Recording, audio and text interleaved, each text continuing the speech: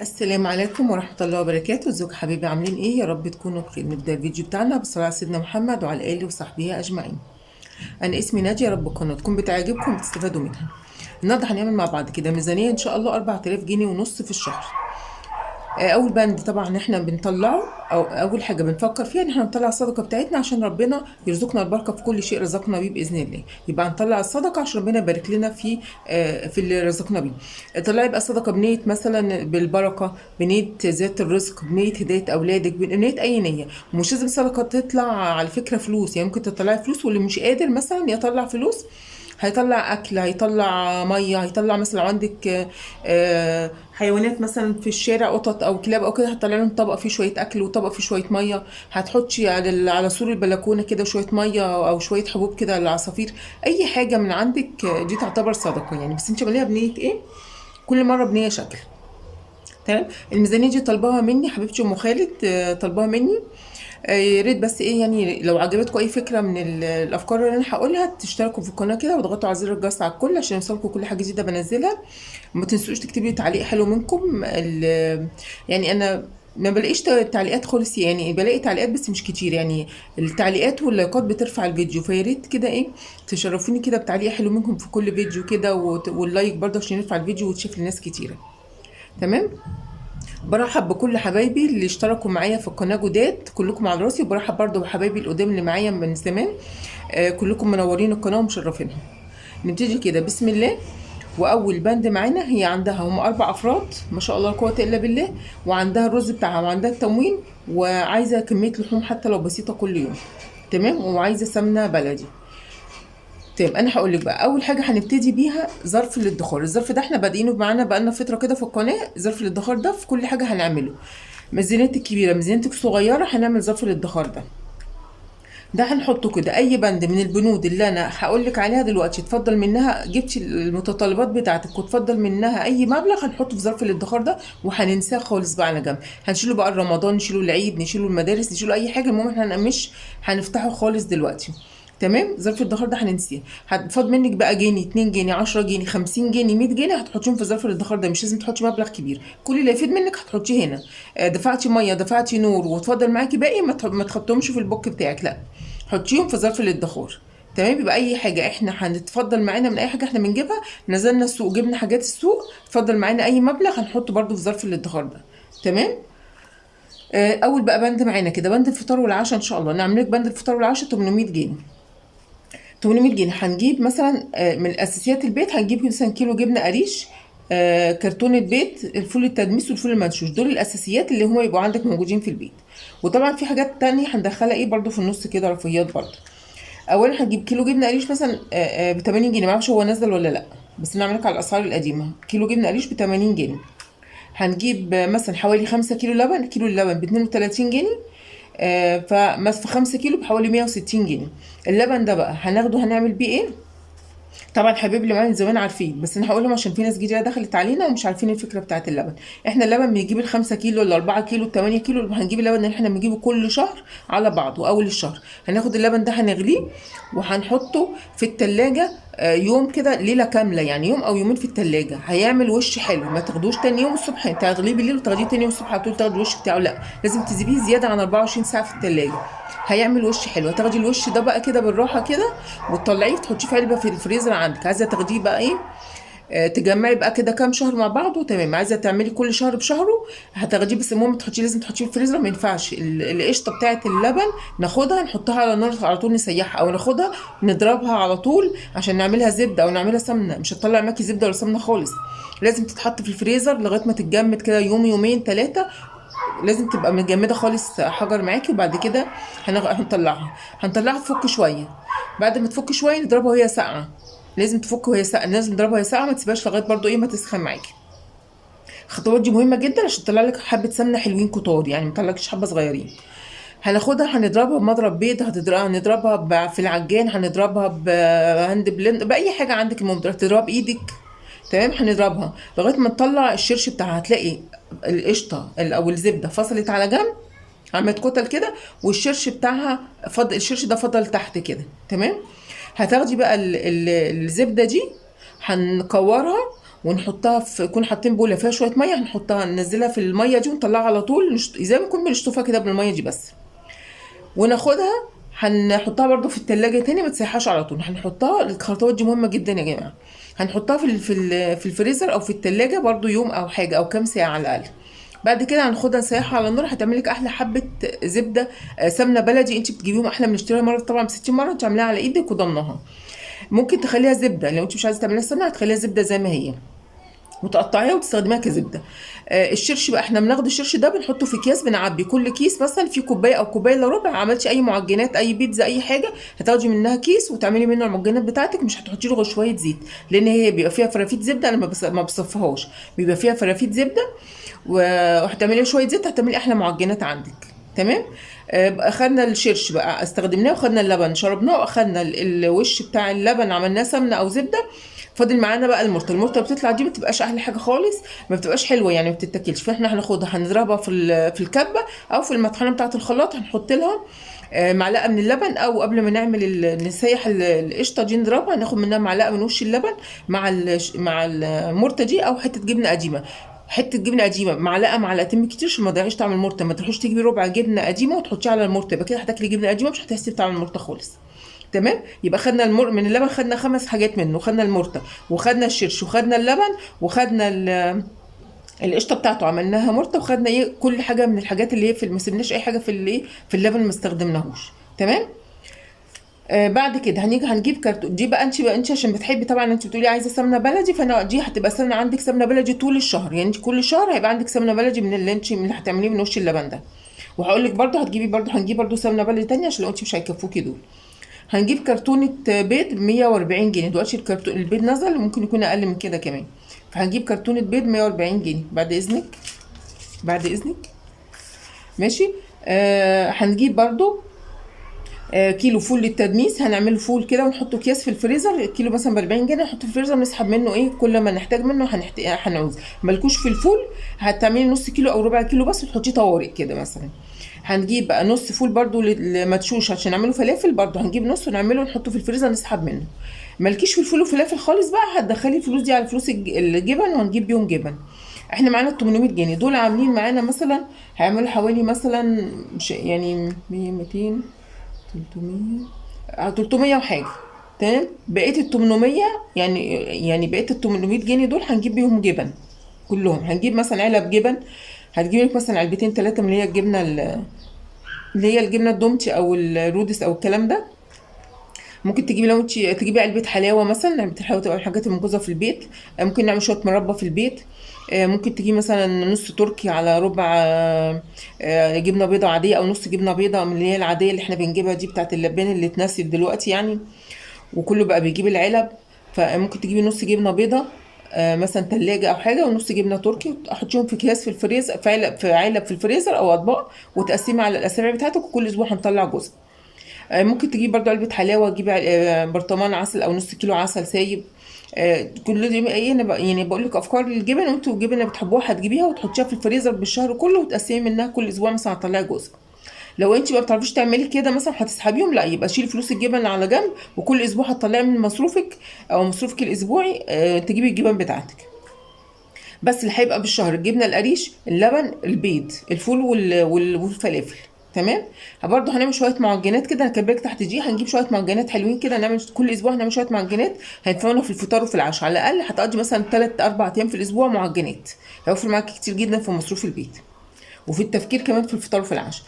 ندخل بعد كده على بند الخزين. بند الخزين انا عامله لك 1000 جنيه. 1000 جنيه دول هنجيب بيهم ايه؟ هنجيب مثلا لو انت هنا كباك كرتونه بيض واحده، لو انت كرتونه البيض مش هتكفيكي، محتاجه من بقيه الفلوس انا سايبه لك تحت فوق ال 400 جنيه، حوالي 400 جنيه او 300 وشويه، هتجيبي منه ممكن تكملي، بس تجيبي كرتونه ونص بيض. تمام. يعني كرتونه البيض لو مش هتكفيكي هتزودي انت بيض، هتزودي مثلا نص كرتونه او حاجه تانية. الخزين بقى كباك 1000 جنيه، هنجيب مثلا 10 كيلو رز. 10 كيلو رز لاربع افراد كتير جدا، يعني 4 افراد بيبقى بالنسبه لهم حلو قوي لو 5 كيلو، 5 كيلو في الشهر.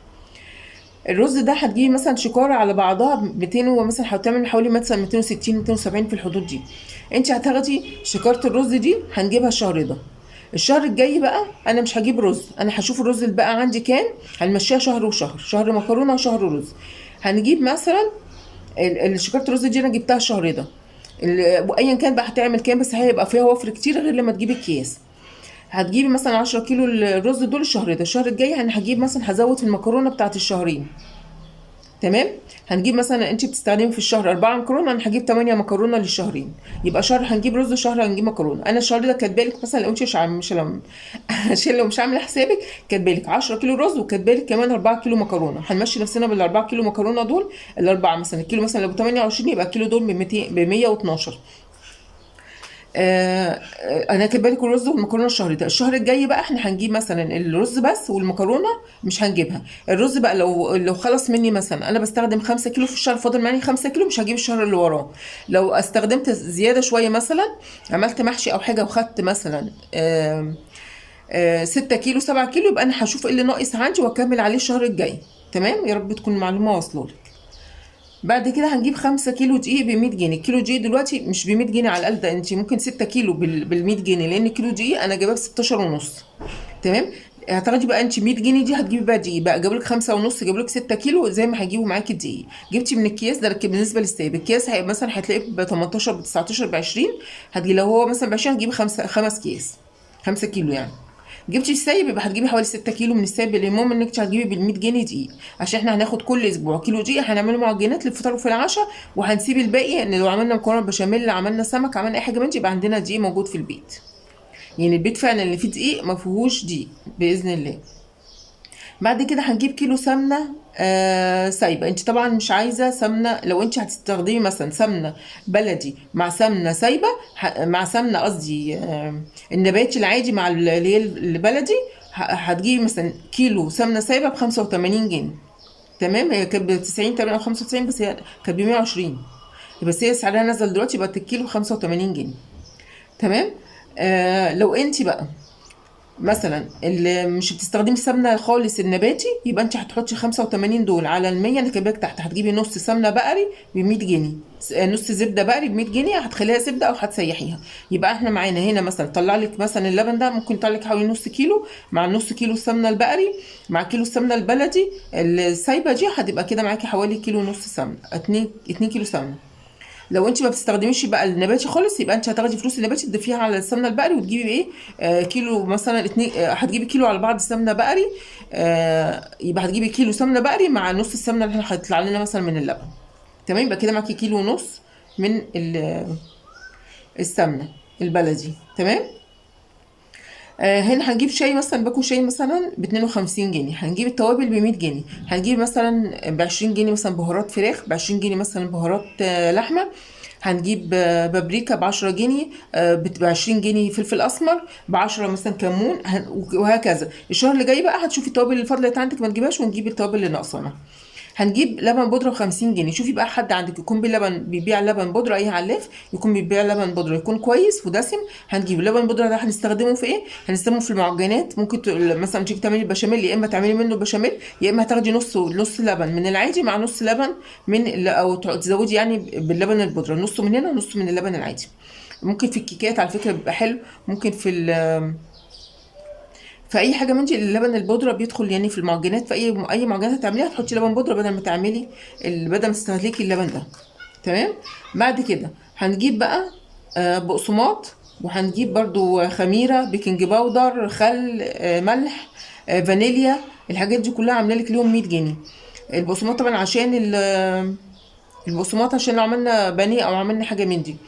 وزيت الخل. البيكنج باودر هنجيب العلبه اللي هي 100 جرام دي، بتبقى رخيصه، بتبقى ارخص. لو لقيتيها غاليه هتجيب في باكيتات كده بتتباع في كيس، بتتباع في كيسه كده مثلا 10 باكيتات بيبقوا ب 22 جنيه. لكن ما اروحش اجيب باكيتات اللي هو ايه الباكو ب 2 ونص وب 3 وب 4 ونص وب 5، اروح اجيب لي كام باكو كده، مش هيوفر معاكي خالص. تمام. هنجيب فانيليا. برضو الفانيليا هتجيب الازازه. الخميره برضو هنجيب الباكيت اللي هو 90 جرام او 100 جرام، ده هيقعد معاكي شهرين، هيوفر معاكي كتير. وبرضو هنجيب ايه شويه ملح كده ايه نخليهم في البيت. البقوليات برضو هنا لو فاض معاكي من 100 جنيه حاجه هتجي شويه برضو ايه فشار كده، نظام للتسالي يعني. لزوم التسالي. بعد كده هنجيب بقوليات ب75 جنيه. بقوليات ما هتجيبي مثلا ب20 جنيه لوبيا، ب20 جنيه فاصوليا بيضة، 20 جنيه هتجيبك مثلا اللي هو العدس مثلا، بجيب عدس اصفر كده يعني. شوفي انت بتحتاجي ايه بقوليات في الشهر وهتجيبيها. كده الحساب كله عامل معايا 950 جنيه. 950 جنيه دول انا كاتبالك 1000 جنيه الخزينه. 50 جنيه اللي فاضله دي بقى هجيب مثلا شويه سمسم نعمل طحينه، هنجيب نشا، هنجيب شوفي اي حاجه انا ناسيها مثلا في الحاجات دي كلها، وانت ايه وانا ما كتبتهاش مثلا انت هتجيبيها. تمام، بال 50 جنيه الزياده. تمام. بعد كده هندخل، انا ماشيه بتكلم بسرعه بس عشان الفيديو ما يطولش مني، وفي ناس بتبقى النت يعني انا عارفه النت دلوقتي ما بقاش بيقعد زي الاول يعني. المنظفات. بعد كده المنظفات هنجيب مثلا باهي او اوكسي اللي هو ب45 جنيه. ماشي، اي واحد فيهم، الاتنين حلوين يعني. هنجيب برضو 2 لتر برسيل جل ب20 جنيه اللي هو السايب. الباهي ده هنستخدمه مثلا في الابيض، في الفوط، في الالوان، الحاجات الفاتحه. لكن البرسيل جل ده هخليه للهدوم مثلا الخروج، مش هدوم الخروج بس هدوم الخروج الملونه. هن مثلا هي مثلا هدوم الخروج، هدوم اللي هي تحس ان هي ايه، اي خروج ملونه حتى هنستخدمها برسيل جل، لان البرسيل جل اللي هو الباودر ده بتلاقيه بيغير كده الهدوم، يخلي الهدوم الوانها تروح. فده هنستخدمه بس في الملايات، في الفوط الابيض، في الحاجات دي بس. تمام. لكن الجل دوت هنجيب برضو ايه اللي هو دوت للهدوم الخروج زي ما قلنا. زي احنا متفقين طبعا الدوني بنستخدمه على الهدوم السوداء اللي هي ما بنحطلهاش اي حاجه عشان لونها ما يغيرش، وعشان نوفر في المسحوق بتاعنا. هنجيب برضو هاند ووش ب30 جنيه، هيوفر معانا كتير جدا. هنحط نصه في بخاخه، نصه في ازازه اللي هي المط دي، بيكون عندك من قبلها يعني واحده قديمه، هنحط نصها ونزود عليها ميه ونستخدمها، والنص التاني برضو هنعمل فيه كده كده هيقعد معاكي شهرين مش شهر واحد. تمام، اوفر من الصابون بكتير يعني. هنجيب برضو هنا كلور وريفه وسلك ب20 جنيه. هنجيب مثلا ب5 جنيه كلور خام، وهنجيب 2 ليفه مثلا، وهنجيب سلك معين مثلا ب5 جنيه. بعد كده هندخل على بند الخضار والفاكهه. هنجيب مثلا الخضار والفاكهه عاملاك 600 جنيه في الشهر. هنقسمهم ازاي؟ يا اما هتقسميهم كل اسبوع 150 جنيه، يا اما هنقسمهم كل 10 ايام 200 جنيه. وانا من رايي انا بفضل جدا حاجات ال10 ايام دي. هنجيب مثلا ايه، هنجيب بطاطس، هنجيب طماطم، دلوقتي في البصل رخيص جدا، نحاول نجيب شويه بصل كده ونخزنهم. هنجيب فلفل، خيار، هنجيب خضار الاسبوع اللي هنطبخه معانا البقوليات بتاعتنا. فنشوف الخضار اللي احنا هنطبخه بقى، هتطبخي كوسه، هتطبخي مثلا اي خضار، ملوخيه مثلا، اي حاجه انت هتحتاجيها من الخضار بتاعك هتجيبيه بخضار الاسبوع. تمام. قدرنا نعمل 20 جنيه منهم نجيب منها تفريزات مثلا كل اسبوع، او كل 10 ايام نجيب مثلا نوع واحد بس نفرزه، حتى لو نص كيلو هيبقى اوفر كتير، وهيبقى معاكي حاجه في الفريزر. اي وقت تتزنقي في اخر الشهر هتطلعي كيس مثلا طماطم مفرزاه مع شويه كيس خضار مفرزاه وهينفعك. تمام. بعد كده هناخد برضو منهم ممكن دول 200 جنيه، يبقى هنجيب مثلا الخضار ب150 جنيه، وممكن ناخد ال50 جنيه دي نجيب بيها فاكهه. بال50 جنيه دي هتجيب بيها فاكهه. بعد كده بند اللحوم. بند اللحوم انا عامله لك ليه 1975. هي عايزه لحوم كتير، حتى لو يعني كميتها يعني كل يوم لحوم حتى لو بكميه بسيطه. هقول لك دلوقتي تعملي ازاي ان شاء الله. اللحوم بقى هنعمل عامله لك للحوم 1975 جنيه، يعني 2000 جنيه. هناخد منهم مثلا ال 100 جنيه هنجيب بيها موزاريلا، والموزاريلا دلوقتي بقت من الحاجات الاساسيه في البيت. لما عملتي مثلا صينيه بيتزا هيبقى معاكي شويه جبنه موتزاريلا كده، هتحطي لو حتى لو عملتيها من غير لحوم او من غير اي حاجه، مش هيقولوا لك انت حتى مش حاطه اللحوم ليه ولا حاطه حاجه فيها ليه. مع شويه الخضار كده وشويه زيتون هنحط شويه الجبنه، هم هيفرحوا بالجبنه الموتزاريلا عشان بتسيح وبتمط، ومع العجينه بتاعت البيتزا هتعجبهم جدا. فممكن برضو عملت صينيه مكرونه بشاميل، عايزه وشها يبقى احمر كده وحلو، هتحطي حبه على الوش. عملنا شويه مكرونه وايت صوص كده بشويه زيتون مع شويه خضار برضو كده من غير ما نحط فيها لحوم ولا حاجه، هتبقى معاكي مع شويه جبنه موتزاريلا هتعجبهم جدا، وهتبقى اكله حلوه. والشباب دلوقتي بيحبوا الحاجات دي جدا.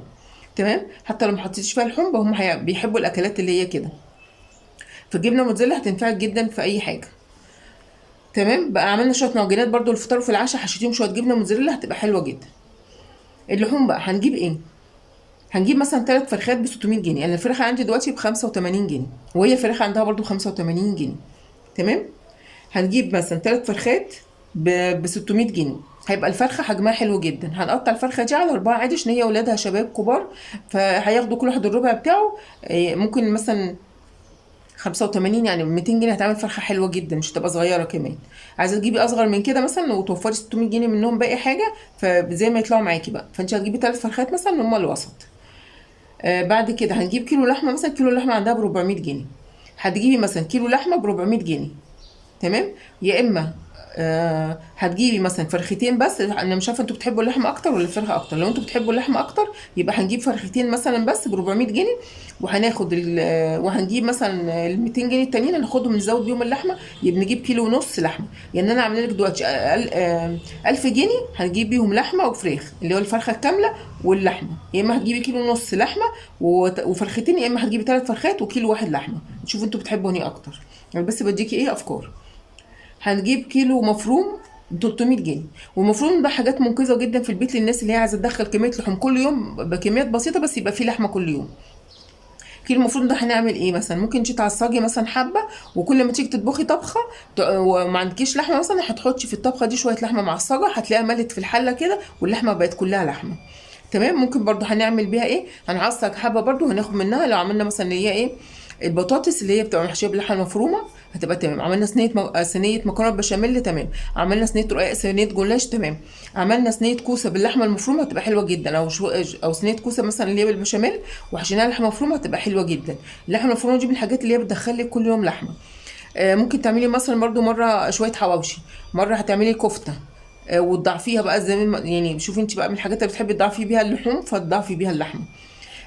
برضو العصاج ممكن تضعفيه بجزر، ممكن تضعفيه بفلفل الوان، فزي ما بتحبي تضعفيه انت بالحاجات اللي ولادك بيحبوها. عايزه تضعفي بصل، بصل رخيص اليومين دول ضعفي بصل. تمام. البصل بيخلي طعمها مسكر يعني بتبقى حلوه وما بيبانش فيها حاجه، بس ما تقطعهوش، لان البصل لما بتقطعيه في العصاج بيبان ان انت حاطه بصل ياما، لكن انت بشوريه ناعم جدا او اضربيه في الكبه فخليه ناعميه يعني، فمش هيبان خالص انت حاطه بصل ياما. هنجيب برضو كيلو بانيه. كيلو انا كاتبه الكيلو مفروم ب 300 جنيه، انا مش عارفه المفروم عندك بكام، بس هو بيبقى ارخص من اللحمه العاديه يعني. كيلو بانيه، كيلو البانيه ده مثلا هيبقى عامل هو ب 190 192 194 في الحدود دي، فكيلو بانيه النهارده ب 190. هتجيب مثلا كيلو بانيه، برضو البانيه من الحاجات اللي بتدخلك لحوم كل يوم. ازاي؟ هتعملي مثلا بدل ما تعملي البانيه تاخدي شرايح البانيه وتعمليها بانيه صريح كده عادي، هتاخد منك كميه كبيره. انتوا 4 افراد هتعملي نص كيلو، لكن انت لو جبتي البانيه ده وخدتي الشريحه قطعتيها على 3 او 4 حسب حجمها هيعمل معاكي كميه ستريبس حلوه جدا. هتعملي ستريبس، وطبعا في انا كنت عاملاها على القناه تقريبا معاكم، وفي قنوات شبه هتلاقيها عامله الستريبس، فشوفي طريقه الستريبس بتعمل معاكي بترمي كميه كبيره جدا من الربع كيلو، ممكن تاكلوا انتوا ال4 افراد. تمام. بتبقى كميه كمان حلوه مش قليله. تمام. ممكن تعملي برضو من البانيه ده تعملي شاورما. لو عملتي مثلا خدتي ربع كيلو وعملتي شاورما وضاعفتي الكميه بتاعته بالبصل وبالفلفل الالوان او فلفل الكوبي مع الطماطم مع الحاجات دي بيرمي كميه كبيره جدا. تمام. يبقى البانيه برضو من الحاجات اللي هي والمفروض من الحاجات اللي بتاخدي منها كميه كبيره وبتعمل لك اكلات كل يوم. تمام. هقول لك برضو ان شاء الله افتكرت اقول لك افكار كتيره للبانيه. والبانيه له افكار كتيره جدا، ممكن تعملي كفته بانيه، قصدي كفته يعني بالبانيه، تفرمي البانيه ده وتعمليه كفته، من الحاجات برضو اللي بترمي كميه كبيره جدا بتبقى حلوه.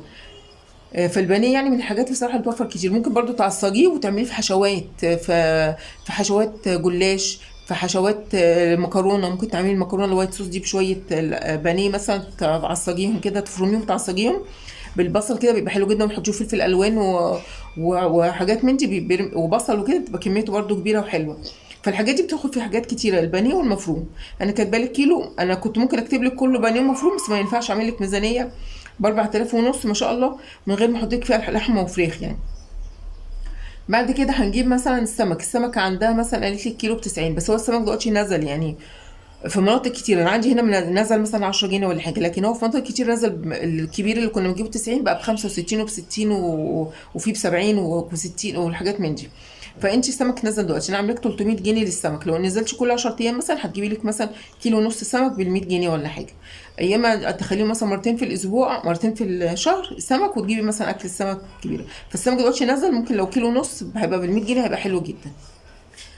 انا برضو بديكوا افكار وانت شوفي الفكره اللي تعجبك. هيتفضل معانا من الفلوس بتاعت اللحوم 85 جنيه، يا اما هتزوديهم على السمك ماشي، يا اما هتجيبي مثلا بيهم بال 85 دول مثلا تجيبي نص كبد وقوانص. الكبد وقوانص دلوقتي الكيلو ب 90 والنص ب 45.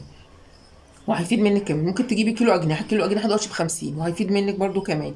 ممكن تجيبي مثلا نص او ربع صدق وتعملي في صينيه بطاطس، يبقى كده دخلتي لحوم كتيره كل يوم. فانت يبقى عندك ال 85 دول. شوفي بقى اللي عايزه تدخليهم في السمك، عايزه تزودي بيهم اجنحه، صدق، كبد وقوانص، كل الحاجات دي بتبقى من الحاجات الموفره جدا. ممكن تجيبي كبده من العاديه مثلا، نص كبده من العاديه بتبقى عامله مثلا حوالي مثلا 60 او 60 70 في الحدود دي. بتبقى تقريبا كيلو ب120، فالكيلو هتلاقيها ب60. المهم كده 85. هتجيبي كبده يا كبد وقوانص يا اجنحه يا صدق اي حاجه من دي. تمام كده دخلت كميه لحوم كبيره جدا ان شاء الله معاكي في الشهر.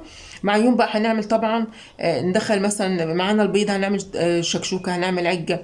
فبرضه انت هتستفاد من البيض باعتبار بروتين. برضه ندخل البيض في حاجه تانية. برضه اللوبيا والفاصوليا دي هتعتبر بروتين، لو حطيتي عليهم حتى لو عندنا لحمه مفرومه هيوفوا بالغرض يعني، وهتبقى دخلتي برضه بروتين معاهم.